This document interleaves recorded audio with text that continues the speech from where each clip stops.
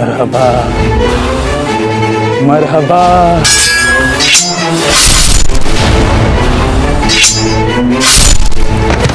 कि कितनी हसरत थी तेरे दीद की जालिम कि अब तू सामने है फिर भी यकीन नहीं होगा।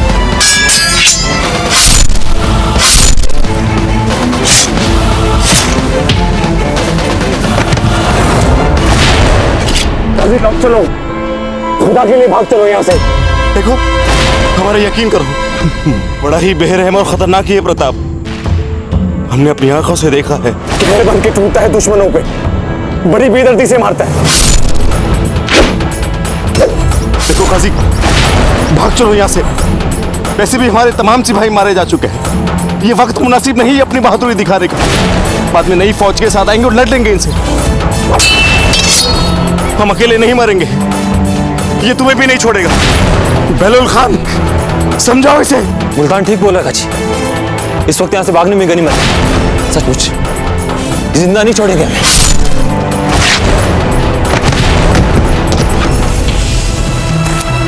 चलो जल्दी जल्दी। रुकिए पंजाबी, आज जो तुमने हमारी धुनाई की है, कसम खुदा की भूलेंगे नहीं हम। आज तो प्रताप ने तुम्हें बचा लिया, लेकिन हम वापस आएंगे और कसम खुदा की जैसे तुम्हारे बेटे को मारा था उससे भी बदतर मौत मारेंगे तुम्हें। मुल्तान खान नाम है हमारा, याद रखना, मुल्तान खान। फिर मेघा भी हमारे ऊपर कूद के हम पर आता हुआ तीर अपने ऊपर ले लिया और उसने अपने प्राण दे दिए हमारे प्राण बचाने के लिए। और उसके बाद तो हाकिम खान ने मुगलों के तोपों से मुगलों पे ही गोले बरसाए। हम उन्हें गोले पकड़ाते गए और वे मुगलों पे गोले बरसाते गए।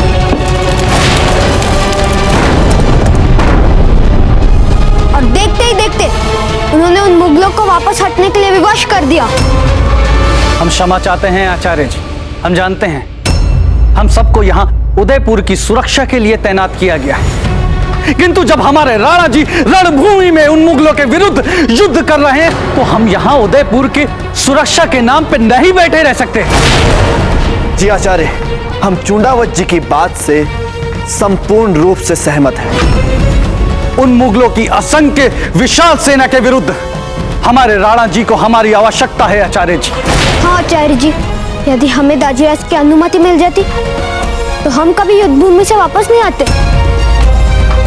आप सबका अनुभव और शौर्य दाजीराज के बहुत काम आएगा। हम आप सभी के पक्षों से सहमत हैं। यहाँ से प्रस्थान करने से पूर्व नगर और राजमहल की सुरक्षा व्यवस्था को चाक चौबंद किया जाए। उसके पश्चात हम जाएंगे राणा जी के पास। पूंजा जी, पूंजा जी नहीं, पूंजा जी नहीं, पूंजा जी, राणा जी मुझे पूंजा जी जाने दीजिए। अरे हमारी बात सुनिए, आपको अपने पुत्र की मृत्यु का प्रतिशोध देने का अवसर मिलेगा। ये उचित समय नहीं है। पूंजा जी हमारी बात सुनिए, आपको अवसर मिलेगा। यदि नहीं मिला तो हम नियति के जबड़े से उसे छीन कर लाएंगे आपके लिए। अभी नहीं पूंजा जी। राणा जी शांत हो जाइए।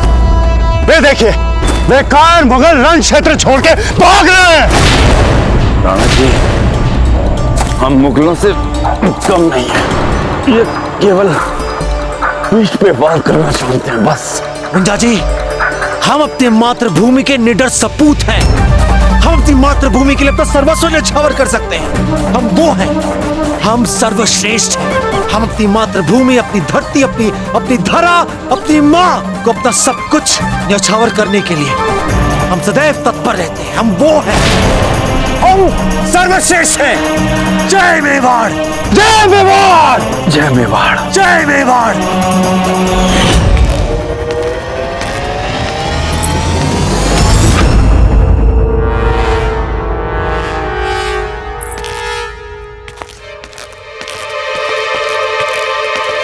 अरे अमर सिंह साहब, वो हम देख रहे थे कि यहाँ की सफाई ठीक से हुई है कि नहीं तो दोबारा करना। बिना बात जब चाहे आप हमारे निजी मामलों में हस्तक्षेप क्यों करती है? हाँ बहुत बुरी है।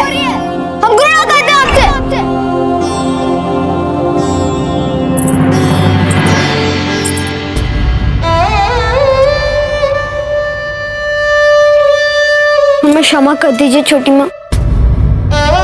हमने आपके साथ बिना बात बहुत दुर्व्यवहार किया। हमें मान लेनी चाहिए थी आपकी बात, पर हमने नहीं मानी और चले गए युद्ध में बिना आपको पूछे। पर इसका परिणाम क्या हुआ? वीर मेघा को अपने प्राण गंवाने पड़े हमारे प्राण बचाने के लिए। अमर सिंह जी, आप युद्ध भूमि में गए, जहाँ सब थे, जहाँ अपनी मातृभूमि के लिए सर्वस्व लुटाने के लिए आपके दाजीराज भी थे। वहां जहाँ वीर मेघा अपना कर्तव्य निभाते हुए अपने प्राण न्यौछावर किए, उन्होंने केवल आपके लिए नहीं, अपना कर्तव्य निभाने के लिए हंसते हंसते अपने प्राण गंवाए। इसीलिए अमर सिंह जी, उसके लिए अपने मन में कोई अपराध बोध या कुंठा मत पालिए। केवल उनके शौर्य को याद रखिए, ताकि समय आने पे वो आपके लिए प्रेरणा बन सके। हमें क्षमा कर दीजिए छोटी माँ, हमें क्षमा कर दीजिए। आज के बाद से हम कभी भी आपके साथ दुर्व्यवहार नहीं करेंगे और ना ही कभी आपका अपमान करेंगे। छोटी माँ, हम हमेशा आपकी सभी कहना मानेंगे। अमर सिंह जी, आपकी छोटी माँ को सब पता है, सब समझते हैं हम। छोटी माँ, हमें बहुत भूख लगी है, कुछ खाने को दीजिए ना। अभी हम आपको भरपेट भोजन करवाएंगे। विशेष आपके लिए हमने अपने हाथों से भोजन तैयार किया है। चलिए।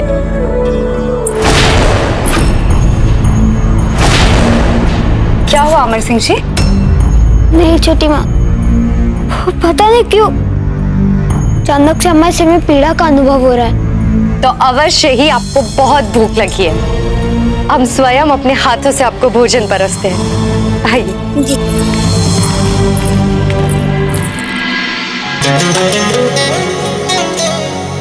अरे वाह छोटी माँ, आप तो हमारे पसंद के सारे व्यंजन परोस लाई। बस छोटा सा प्रयास किया है हमने, अब आप खा के देखिए। छोटी माँ, जैसे माँ हमें अपने हाथों से खिलाती थी, आप भी हमें वैसे ही खिलाइए ना।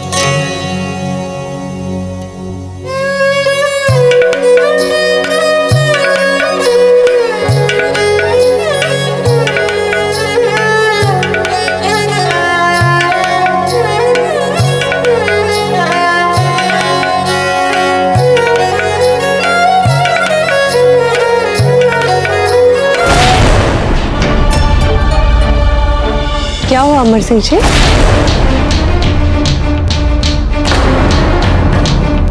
अमर सिंह जी, क्या हुआ अमर सिंह जी? अमर सिंह जी, अमर सिंह जी, अमर सिंह जी, आप ठीक है? अमर सिंह जी, आप हमें बताइए क्या हो रहा है? कोई है? कोई है? अमर सिंह जी, काशी, कोई है? अमर सिंह जी, अमर सिंह जी, अमर सिंह जी, क्या हो गया आपको? अमर सिंह जी, कोई हो? अमर सिंह जी,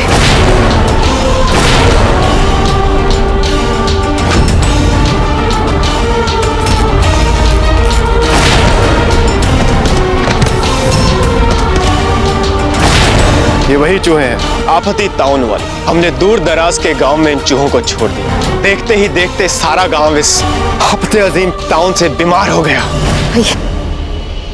अमर सिंह जी, अमर सिंह जी, होश में आइए। अमर सिंह जी, क्या हो गया आपको? अमर सिंह जी, देखिए, अरे हमारे प्रमुख राजमित्र जी कहाँ? पता नहीं भाभी सा, नगर में जहाँ भी देखो हर कोई बीमार पड़ा हुआ है। राजवैद्य जी उन्हीं को देखने गए हैं। ये यदि सारे नगर में किसी महामारी का संकट है तो हम उन्हें नहीं छेड़ेंगे। वैद्य जी, जब तक राजवैद्य जी नहीं आता, आप ही देखिए इन्हें।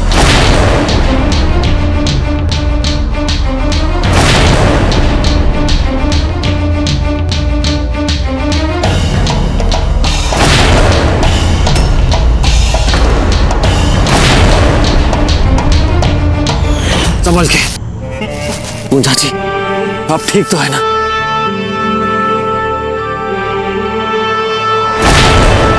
पूंजा जी, यूं अपने आप को संकट में डालना कोई अच्छी बात नहीं थी।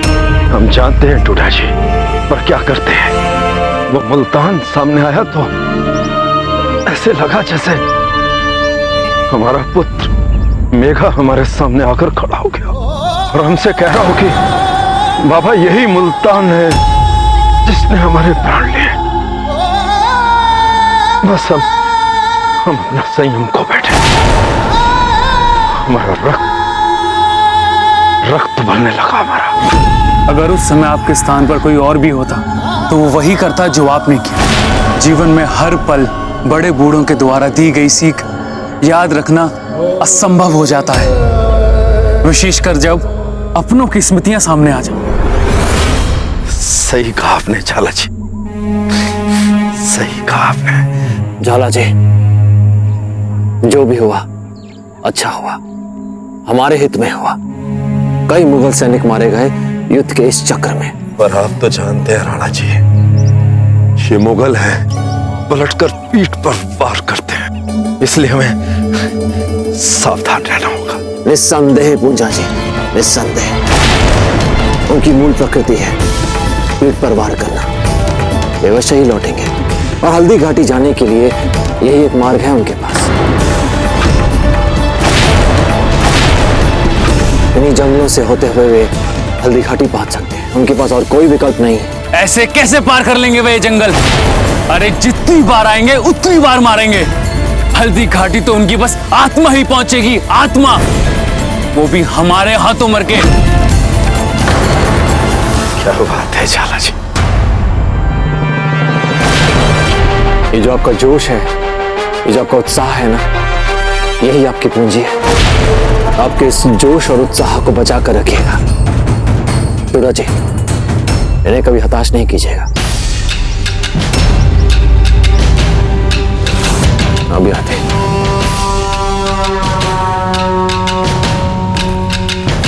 शहंशाह, उड़ा दीजिए हम सबकी गर्दनें। हम सब खतावार हैं आपके। हमने आपके हजारों सिपाही कुर्बान कर दिए, फिर भी हार करा। उड़ा दीजिए हमारी गर्दन शहंशाह, ताकि हमारे बाद हमसे काबिल सिपह सलार आपकी खिदमत कर सके। हम सबको तो जिंदा रहने का कोई हक ही नहीं रहा शहंशाह।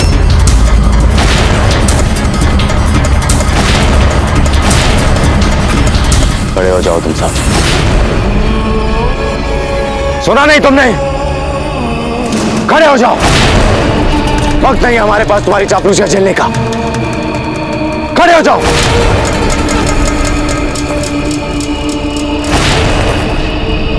यही हकीकत है। ये अब तक हम कोई खास बढ़त नहीं बना पाए, फिर भी हम आप तीरों को नहीं गवा सकते। इसलिए तैयार होकर फिर से सोचिए, नए सिरे से इस जंग की तजवीज है। शहंशाह क्षमा कीजिए, किंतु आप एक अवसर मानसिंह को देकर क्यों नहीं देखते? वो इस क्षेत्र से भली भांति अवगत है और विगत में उन्होंने केवल आपके लिए बहुत सारे युद्ध जीत कर दिखाए। गुस्सा की माफ शहंशाह, लेकिन हमें नहीं लगता कि मानसिंह इस जंग के लिए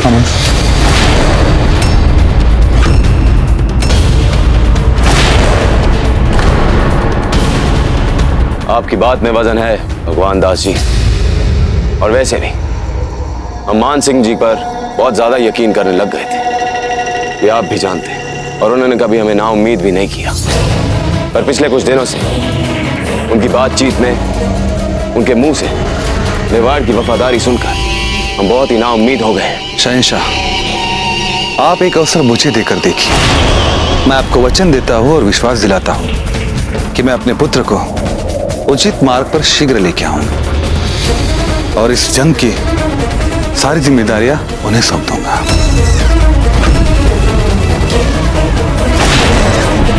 अगर आपने ऐसा कर दिया तो हम भी वादा करते हैं। हम पे यकीन ना रहा कोई बात नहीं, सर कलम करवा दीजिए कोई बात नहीं, पर एक बुत परस्त पे इतना यकीन, और वो भी इस कदर। इससे तो बेहतर है कि आप हमें मौत दे दीजिए शहंशाह। हाँ हुजूर, अगर जिंदा छोड़ ही दिया है तो मान सिंह को फौज की कमान देने के बजाय एक बार फिर से हम लोगों को कमान दीजिए और फिर देखिए हम कैसे मसला खत्म करते हैं अपनी शमशीरों से। नहीं गाजी, उसूल की बात है कि जो हम कर रहे हैं और जो नतीजा आ रहा है वो आप सबके सामने है। और अगर नतीजा कुछ और चाहिए तो उसके लिए कुछ और करना पड़ेगा। बहुत लड़ लिए मुगल राजपूतों के साथ, अब राजपूतों को राजपूतों से लड़वा कर देखते हैं, तो फिर शायद नतीजा जो हम चाहते हैं वो मिल जाए।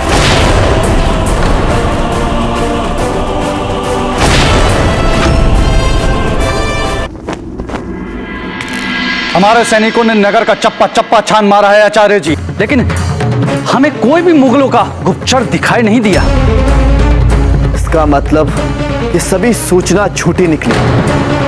ये तो बहुत अच्छी बात हुई चुंडावत जी, हम तो बिना बात के यूं ही चिंतित हो रहे थे। अर्थात हम बिना किसी मानसिक दबाव के यहाँ से प्रस्थान कर सकते हैं। किंतु एक समस्या है आचार्य जी। कैसी समस्या? नगर में एक विचित्र सी महामारी फैल रही है।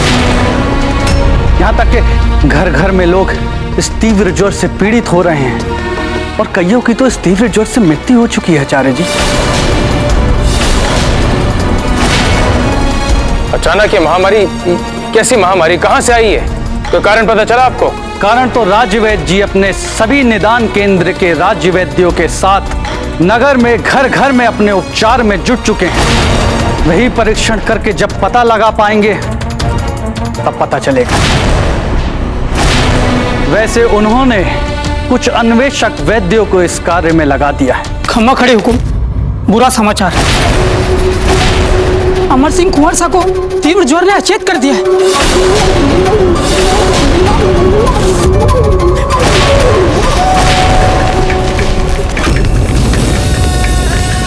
अमर सिंह जी का स्वास्थ्य कैसा है? प्रणाम आचार्य जी। प्रणाम। समझ में नहीं आ रहा, कुंवर साहब को तीव्र ज्वर है और मैंने ज्वर के निदान के लिए उत्तम से उत्तम उपलब्ध औषधि दे रखी है।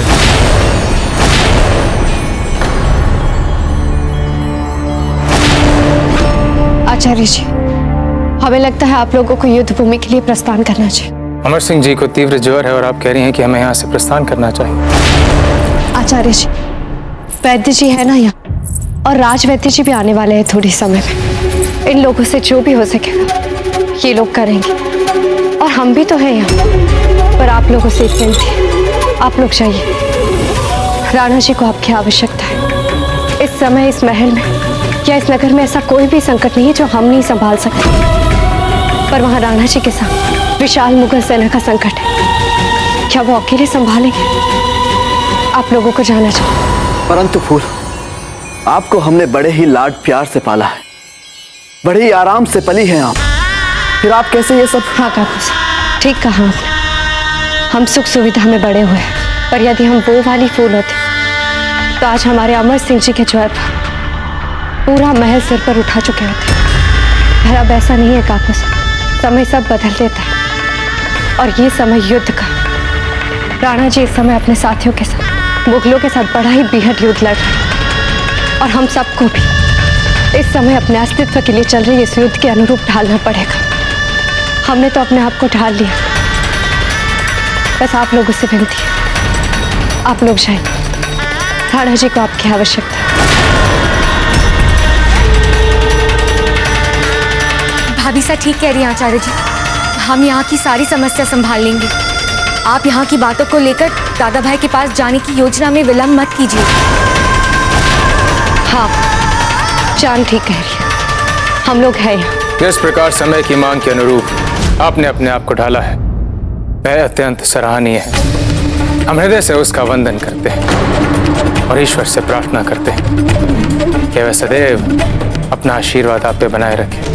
जय मेवाड़, जय मेवाड़, जय मेवाड़, जय मेवाड़, जय मेवाड़, जय मेवाड़।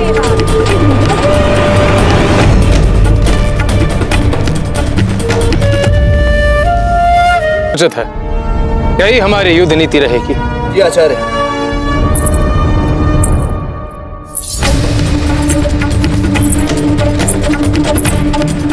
जय चुंडावत जी, अजय जी से तिलक करवा लीजिए। पर आचार्य जी, इन सब कार्यों के लिए हमारे पास समय कम है। चुंडावत जी, युद्ध से पूर्व वीरों के पास तिलक के लिए समय हमेशा रहा है। चाहिए नहीं, ऐसा तो नहीं कि समय का अभाव केवल एक बहाना है वास्तविकता को छुपाने के लिए, क्योंकि आपको लगता है कि भय छुपाने की असमर्थता के कारण अजय जी आपकी आंखों में इस भय को देख लेंगे और यही कारण है कि आप उनसे छिपते यहाँ वहां भाग रहे हैं। भला आपसे क्या छुपाना आचार्य जी?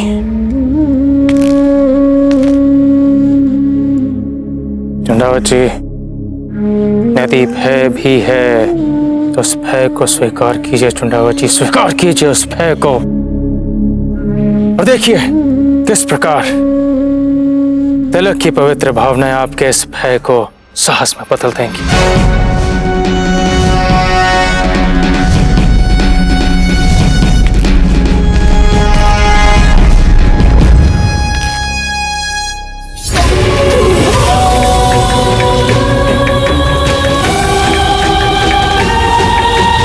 हम आपको वचन देते हैं कि नहीं, युद्ध में जाने से पहले आप ऐसा कोई भी वचन ना दीजिए जो आपको अपने कर्तव्य निभाने से ध्यान बटा दे।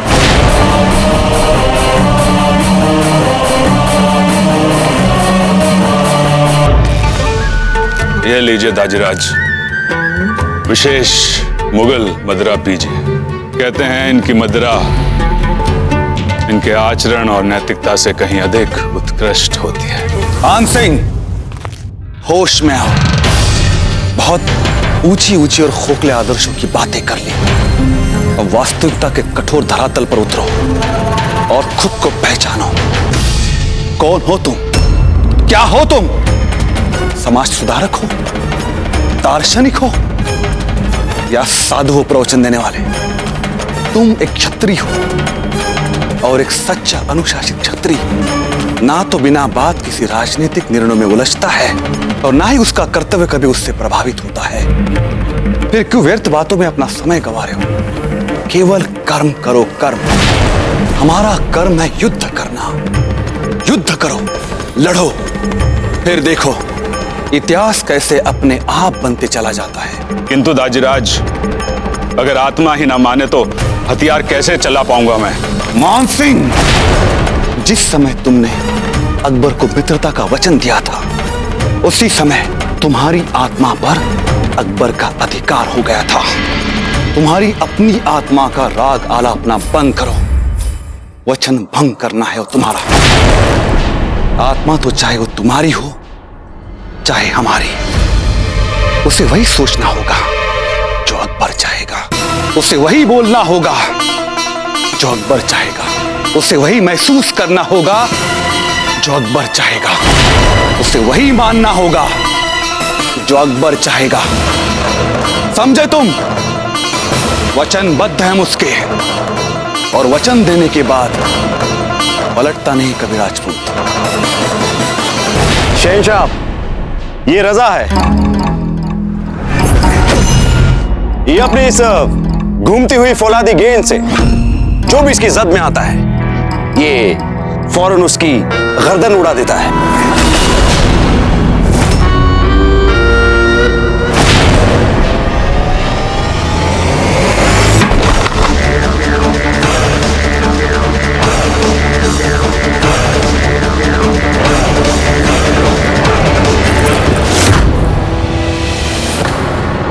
हमारा धर्म नहीं कहता कि अबला स्त्री पर वार किया जाए।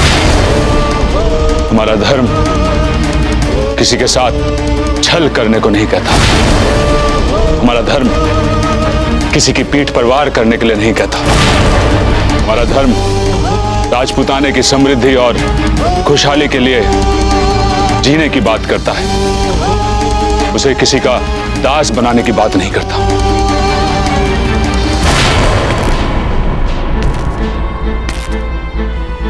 मान सिंह, मैं नहीं कहता कि मैं धर्म संकट में हूं, है हम धर्म संकट में, और तुम भी हो। किंतु जो भी समझदार होता है, संवेदनशील होता है, उसी को तो ये धर्म संकट सताता है। किंतु समझदार व्यक्ति को इस धर्म संकट से उबरना भी पड़ता है। तुमने जो वचन देके रखा है शहंशाह अकबर को, उस वचन के सहारे उभरो। महाभारत में अर्जुन भी तो उलझा था धर्म संकट में, फिर वो उभरा और लड़ा अपने ही भाइयों से, अपने ही गुरुजनों से, अपने ही परिवारों के सदस्यों से।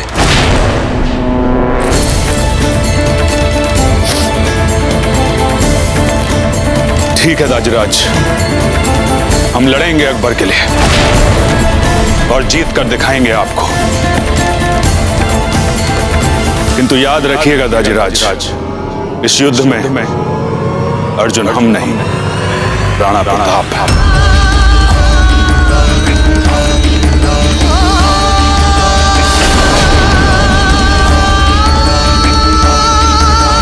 और ये दूसरा शख्स, ये देखने में कुछ पागल सा दिखता है, लेकिन ये अच्छों के होश ठिकाने लगाने की हैसियत रखता है। ये ऐसा शख्स है जिसे कभी किसी किस्म का कोई दर्द महसूस नहीं होता। लोग इसे मारूश कहते हैं, मारूश, जो कभी हार नहीं सकता।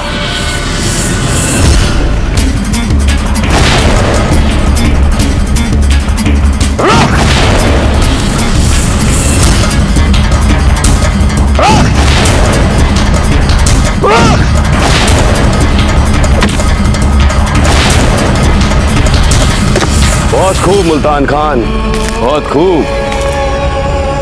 बड़ी दिलचस्प बंदे लाए हो मुल्तान खान, मजा आ गया। शहंशाह का इकबाल बुलंद हो, आलमपना का इकबाल बुलंद हो। मान सिंह, मान सिंह, हम तुम्हारे ही मुनासिब इस्तकबाल के लिए तोहफे चुन रहे थे। खुशामदीद, खुशामदीद।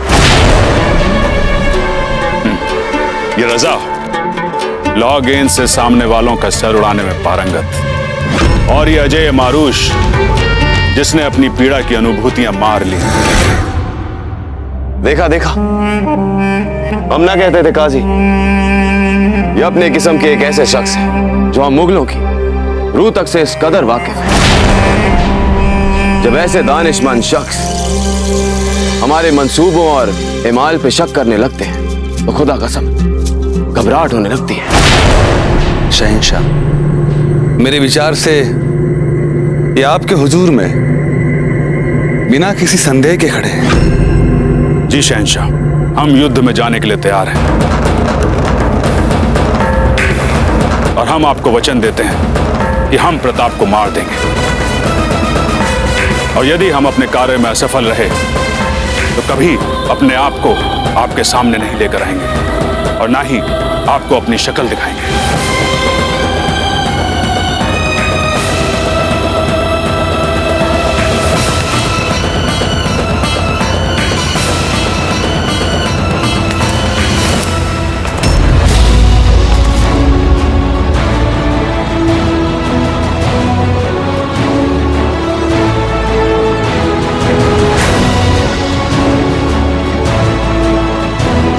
तो बताइए मान सिंह जी, कैसे निकालेंगे आप हमें इन जंगलों में से?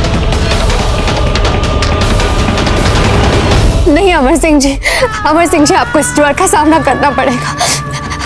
आप बहुत साहसी है, आप हमें छोड़कर नहीं जा सकते।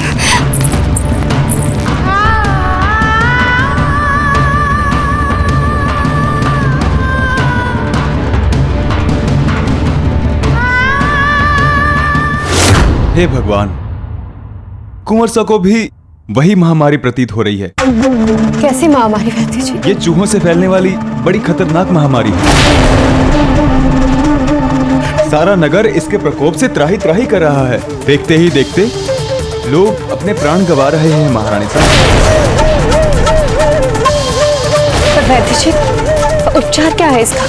कोई तो उपचार होगा ना इस व्याधि का? उपचार तो है महारानी साहब। अधिकतर सहायक युद्ध में गए हुए हैं। अब इस नई प्रकार की महामारी के लिए सबसे पहले अपने अन्वेक्षण कक्ष में बैठकर हमें औषधि बनानी पड़ेगी और स्वयं रोगी को देनी पड़ेगी।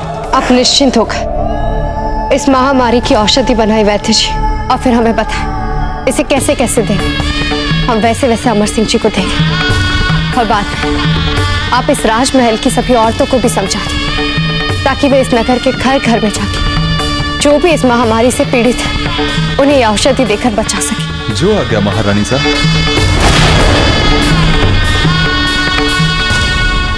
तो बताइए मान सिंह, आपकी राय में इन भीलों के जंगलों को कैसे पार किया जाए? आप तो वाकिफ ही हो, इस जंगल को पार करने की कवायद में हम कितने सिपाही गवा चुके हैं।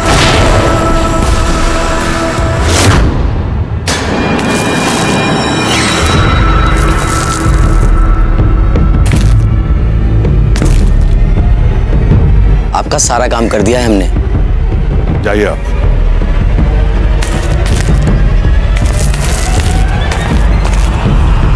ये कौन था मान सिंह जी? हमारा प्रिय भतीजा भोकल सिंह। बहुत भरोसा करते हैं हम इस पर शहंशाह। जो भी काम देते हैं कर देता है। बहरहाल हम जंगल के मसले पर थे, तो बताइए कैसे पार किया जाए इसे? यदि इतना कठिन लग रहा है इसे पार करना, तो हम पार ही नहीं करेंगे इसे। ज्यों ही मसला रोजे का सामने आया, बंदा खिसियाया और बुत परस्त बन बैठा।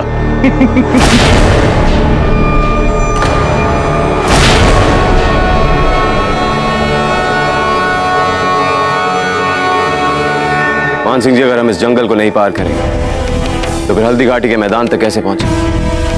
और फिर इसके अलावा और कोई दूसरा रास्ता भी तो नहीं। इस जंगल के अलावा तो ये सारा इलाका बड़े बड़े पहाड़ों से घिरा हुआ है। घिरा हुआ था पहाड़ों से, अब नहीं।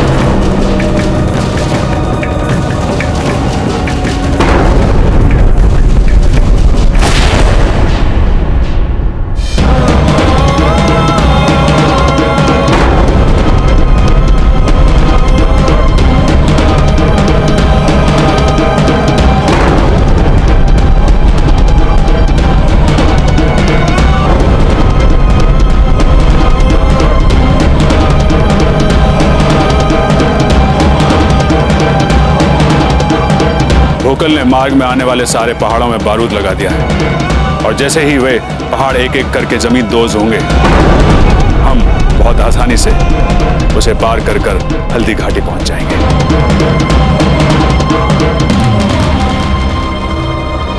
इससे दो बातें स्पष्ट हो गई हैं। एक कि मुगल सेना का नेतृत्व, उसकी कमान अब स्वयं मानसिंह जी संभालेंगे, और दूसरी बात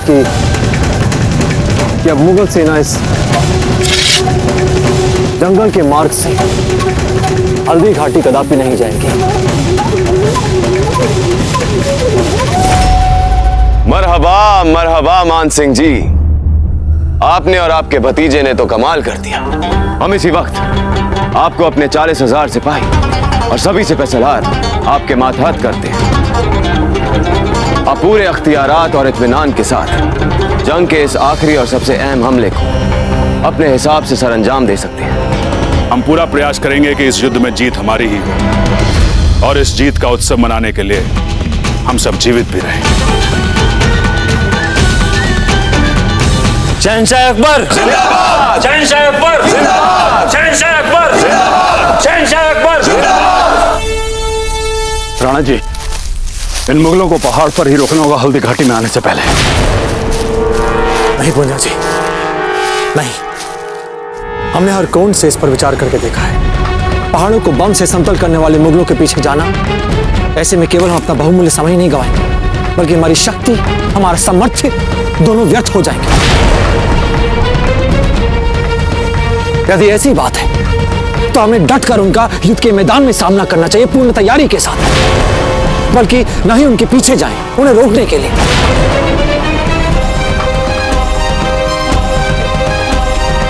नहीं, ये उचित नहीं होगा पूजा जी। तो क्या मैदान में सामना करेंगे हम मुगलों का? जी हाँ। पर राणा जी, मैदान में मुगलों का सामना करना कोई अच्छी बात नहीं है। इसमें सारा खेल सेना के संख्या बल का होकर रह जाएगा। और संख्या बल के आंकड़े कुछ इस प्रकार: मुगल सेना में है 40 सहस्त्र सैनिक और हमारी सेना में केवल 10 सहस्त्र। अब अपने से चौगुनी सेना का मुकाबला हम उस बड़े मैदान में कैसे कर पाएंगे?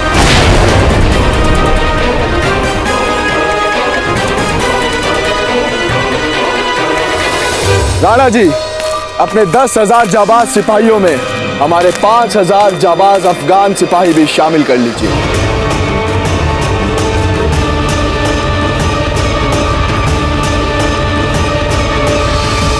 और राणा जी, हमारा एक एक भील कई मुगलों पर भारी पड़ेगा, इसलिए हमारे 3 सहस्त्र भील भी साथ जाएंगे। और 3 हम भी हैं।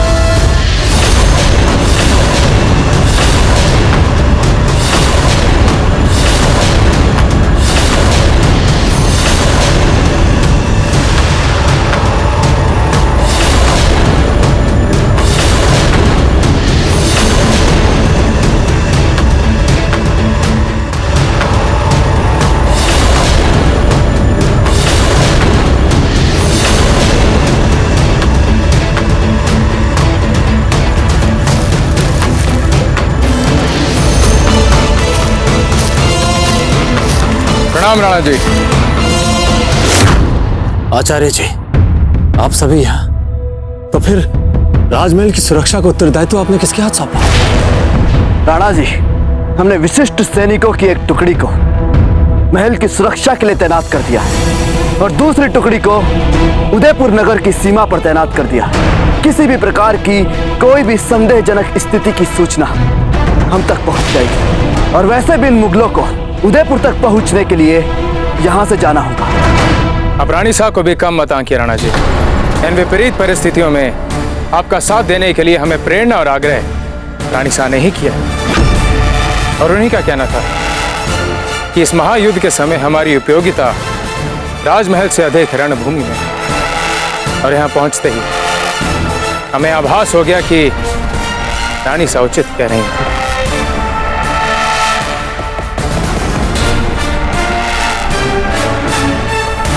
यदि ऐसी बात है तो फिर ठीक है। आप सभी के रहने से हमारा आत्मविश्वास बढ़ेगा, हमारा आत्मबल बढ़ेगा। आप सभी के सहयोग से, सभी की सहायता से अब तो हमें ऐसा प्रतीत हो रहा है कि हल्दी घाटी के इस महायुद्ध में हम मुगलों को हराने की बात भी सोच सकते हैं और ये कार्य करेगी।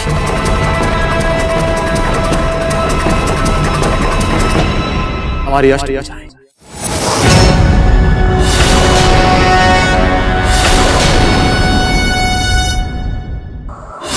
मेवाड़ की सेना की 8 भुजाएं आचार्य राघवेंद्र मान सिंह झाला आंडा डूडा सांडा भीम सिंह डोडिया हाकिम खान सूरी शालीवान सिंह चंद्रसेन राठौर और कृष्णदास चुंडावच्ची। ये है हमारी अष्टी भुजाएं।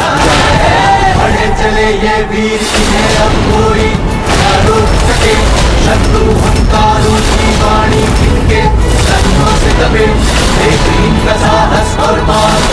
वे देखिए आ गए मुगल।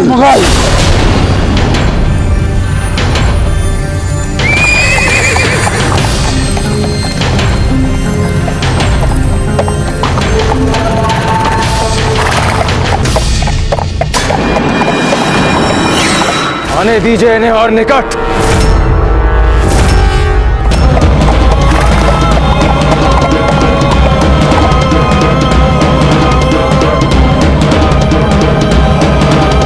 बस ये मुट्ठी भर सिपाही रोकेंगे हमें। भाई हमारा इतना कमजोर खैर मकदम देखकर तो हमें भी बड़ी मायूसी हो रही है मुल्तान खान।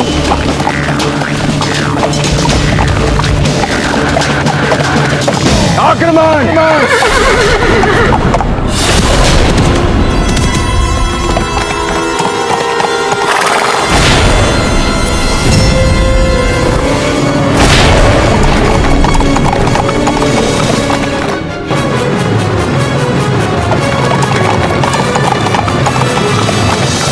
पीछा करो इन घोड़ों का। हल्दी घाटी का सारा क्षेत्र हल्दी के रंग की पीली सूखी मिट्टी से बना, इसीलिए उसका नाम हल्दी घाटी। मुगल सेना जैसे ही निकट आएगी हमारी 8 भुजाएं इतना धूल उड़ाएंगे, इतना धूल कि वो मुगल कुछ देख नहीं एक धूल का एक बादल सा बन जाए और मुगल जो है बौखला कर हमारे 8 अश्वरोहियों के पीछे हमारे 8 अश्वरोहियों का एक ही कार्य, एक ही लक्ष्य उन मुगलों हमें हमारे पूजा जी और हमारे कुछ बचे हुए सैनिकों के पास लेकर जहां हम एक नए चक्रव्यूह बनाने के लिए उनके प्रतीक्षा कर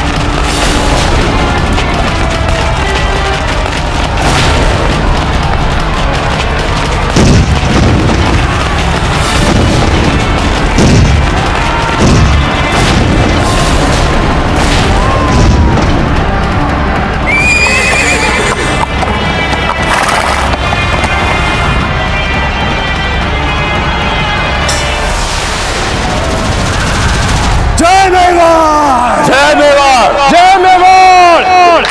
जय मेवाड़! जय मेवाड़! जय मेवाड़! जय मेवाड़! जय मेवाड़!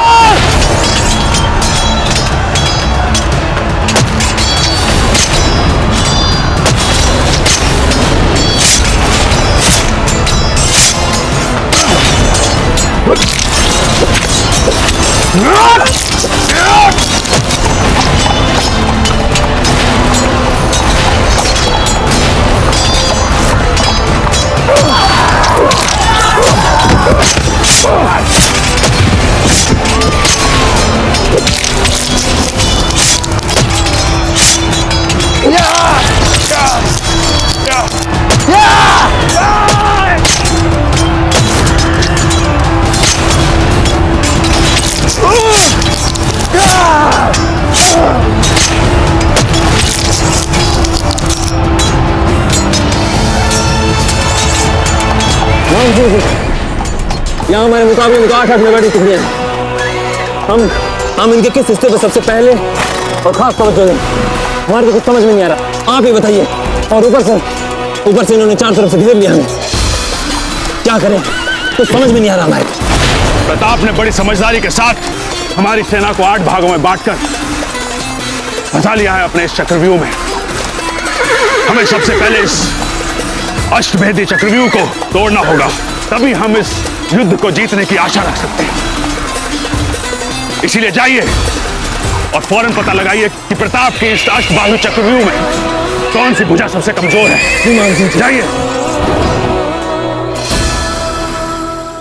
महाराज साहब, कुंवर साहब को इस बार नई औषधि देकर देखते हैं, संभवतः इससे इनका ये तीव्र ज्वर शांत हो जाए। जी वैद्य जी। क्षमा करिए महारानी साहब, हमें तत्काल औषधि चाहिए। नगर के एक और भाग में फैल गई महामारी। पर एक समस्या है, वर्तमान वाली औषधि। वैद्य जी, जब तक आप इस महामारी के लिए अधिक प्रभावी औषधि नहीं ढूंढ लेते, तब तक आप इसी औषधि का अधिक से अधिक निर्माण और प्रयोग चालू रखिए। जब सब कुछ हमारे विरुद्ध जा रहा, तब एक आशा ही तो है जो संजीवनी का काम करती है। हम अपनी प्रजा से सब कुछ ठीक हो जाने वाली आशा तो नहीं छीन सकते हैं ना। चांद, हमें तो लगता है कि वैद्य जी की ये औषधि इस महामारी ज्वर में काम ही नहीं कर रही है। भाभी सा ने क्या कहा है हमें कि प्रजा के सामने हमें चिंता दर्शानी नहीं चाहिए और ना ही औषधि में अविश्वास, तो मनोबल ही टूट जाएगा इनका। खम्मा था निकोबार रानी साहब, अभी अभी मंदिर में एक नया रोगी जत्था आया है। जीजा, हमें शीघ्र ही मंदिर की ओर चलना चाहिए। आप अभी यहाँ से भाग के जाइए और रोगियों को थोड़ी थोड़ी देर में स्वच्छ पानी पिलाइए। हम अभी आते। जी कोरानी साहब। वैद्य जी आप इन रोगियों को देखो, हम नए रोगियों को देख के आते हैं। शीघ्र चलिए चांद, उन्हें आवश्यकता है हमारी।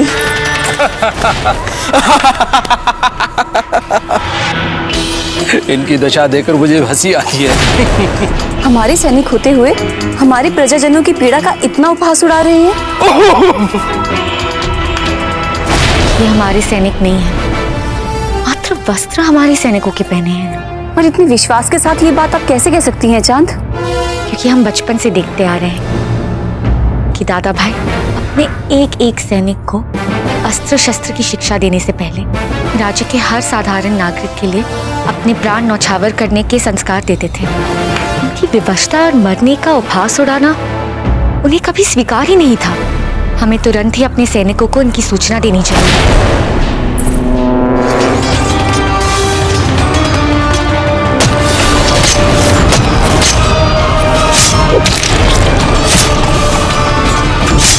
राणा जी, आपके बहनोई सबसे कम सैनिकों के साथ इन मुगल सेना के साथ लड़ रहे हैं।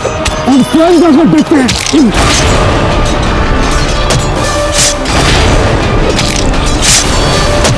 शालीवान जी, राणा जी, आप ये अपना स्थान छोड़कर कैसे? हमें कुछ मुगल सैनिकों को आपकी ओर आते हुए देखा। कुछ समय के लिए आपकी सहायता के लिए आ गए। राणा जी, आप स्वयं ही तो कहते हैं कि युद्ध जीतने के लिए संख्या बल नहीं बल्कि उत्साह और साहस की जरूरत होती है। मेरे सैनिकों में ना तो साहस और ना ही उत्साह की कमी है राणा जी। मेरा एक एक सैनिक मुगलों के 100 सैनिकों से बराबर है। मेरी आपसे हाथ जोड़कर विनती है राणा जी, केवल इसीलिए हम पे अतिरिक्त ध्यान न दें कि हम आपकी बहन के सुहाग हैं, क्योंकि ऐसा करके आप हमें हमारी दृष्टि में अपमानित कर रहे हैं राणा जी। नहीं शालीवान जी, हमारे मन में कभी ऐसा कोई विचार नहीं आया। हमारे लिए तो युद्ध के मैदान में हर एक वीर सैनिक हमारी दृष्टि में एक बराबर है, एक समान है। इस चक्कर में हम अगर बराबर के भागीदार हैं तो आपको इसी समय आपके स्थान पर जाने का आग्रह करते हैं राणा जी। जाइए राणा जी, इस बलिदान पर्व में स्नेह के नाम पर हमसे हमारा सर्वस्व लुटाने का मौका मत छीनिए। जय मेवाड़, जय मेवाड़।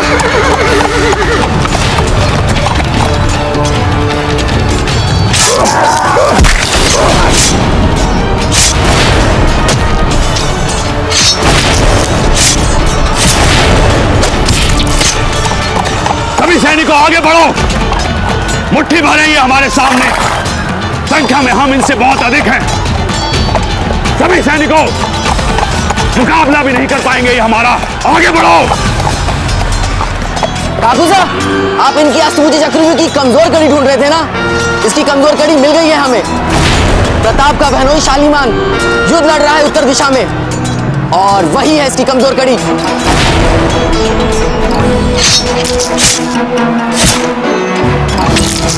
हमने पता लगा लिया इनकी सबसे कमजोर कड़ी चंद्रसेन। उसके पास सबसे कम सिपाही है मान सिंह जी। नहीं बहलोल खान, हम भोकल सिंह के सुझाव पर जाएंगे। चक्रव्यूह की सबसे कमजोर कड़ी वो होती है जो उसके नायक के मन के निकट हो, और उनकी सबसे प्रिय बहन के पति से अधिक प्रताप के और अधिक निकट क्या हो सकती है? बहलोल खान, इनको तो वही सही लगेगा जो इनको इनका अपना भतीजा बोले। हम और तुम थोड़ी नहीं के अपने हैं। अपने सभी सैनिकों को शालीवान के पास फौरन भेजो। पर इससे तो हमें दूसरे हिस्से में ज्यादा नुकसान हो जाएगा। हम जो कह रहे हैं वही करो काजी खान। शालीवान की मौत का प्रताप के ऊपर गहरा असर पड़ेगा। जाओ सैनिकों, जाओ उस तरफ बढ़ो।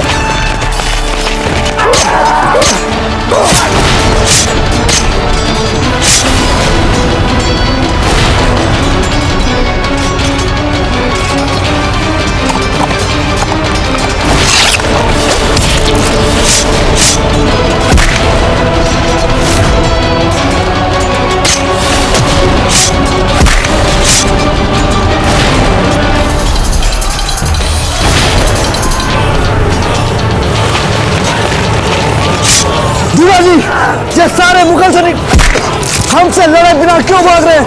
जितने भी बचे खुचे सैनिक हैं, आप उन्हें मारिए। बाकी सब देखना समझना हमारे राणा जी देख लेंगे। जी। ये सारे मुगल सैनिक शालीमान जी की ओर क्यों जा रहे हैं? आप जाइए राणा जी, उनकी सुरक्षा के लिए।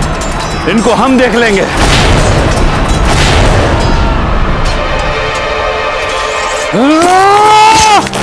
राजा, फौरन जाओ और प्रताप को रोको। वो शालीमान तक नहीं पहुंचना चाहिए।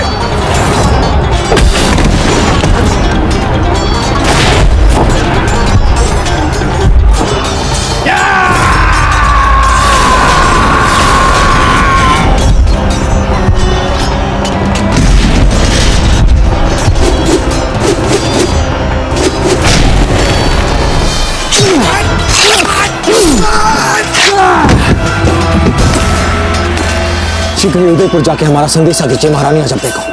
जाइए। अर्थात महारानी फूल कमल को।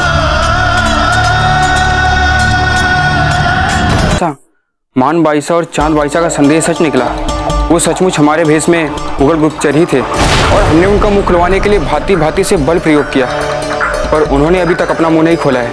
हम उनसे बात करना चाहते हैं इसी समय। महारानी साहब आप? हाँ, हम अभी इसी समय, और आपको हमारा एक काम भी करना पड़ेगा।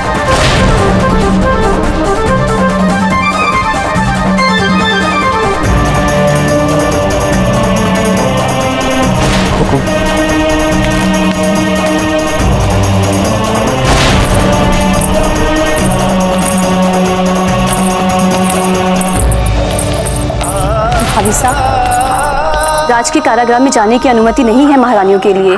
युद्ध के समय में एकमात्र नियम, एकमात्र परंपरा अपनी मातृभूमि की रक्षा करना होती है, और इस आपातकाल में अपनी मातृभूमि के लिए जो है वही उचित है। और इसमें मेवाड़ की महारानी अपवाद बनकर नहीं रह सकती, क्योंकि अपनी प्रजा की रक्षा करना उसका भी प्रथम कर्तव्य बनता है।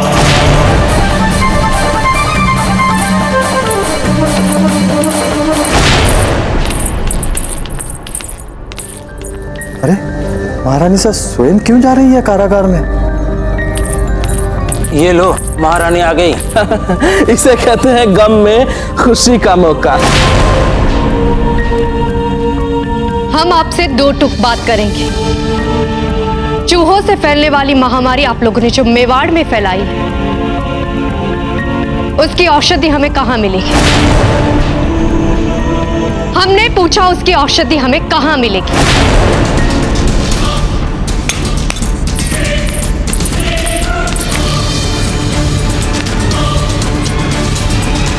हमने सुना है चूहों से बड़ी मित्रता है आप लोगों की, है ना? तो हमने सोचा क्यों ना आप पे चूहे डाले जाए। बहुत पसंद है ना आप लोगों को चूहे?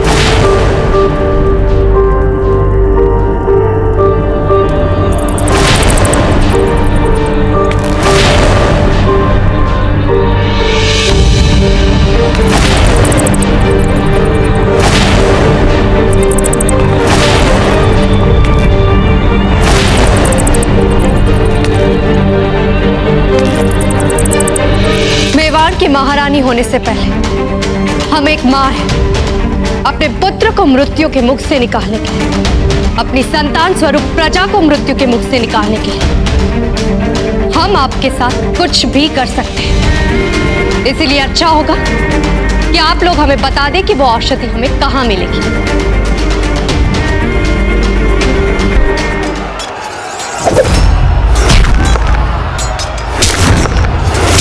ये भाभी साहब को क्या हो गया है? इतना कठोर बर्ताव।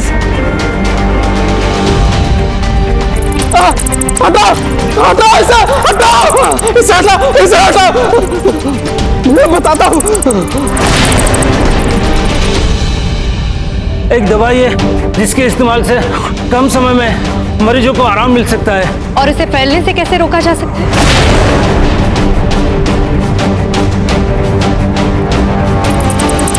मैं बताता हूँ इसे हटाओ, मैं बताता हूँ। ये बीमारी जरासीम चूहे के माध्यम से मनुष्य में फैलता है। अगर हम इस दवा को आग में जलाएं तो तमाम बीमारी फैलाने वाले जरासीम चूहे खुद ब खुद आग की तरफ बढ़ेंगे और उसमें जल के मर जाएंगे। अब हमें एक पल भी गवाए बिना इस सूचनाओं के आधार पर युद्ध स्तर पर काम चालू करना पड़ेगा।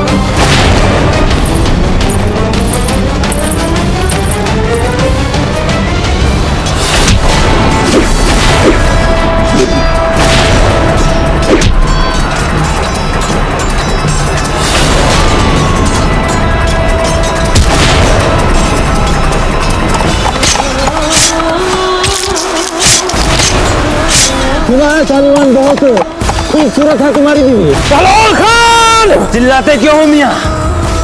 उदयपुर फतेह करते ही सबसे पहले हम तुम्हारी बीवी को ही अपना बनाएंगे।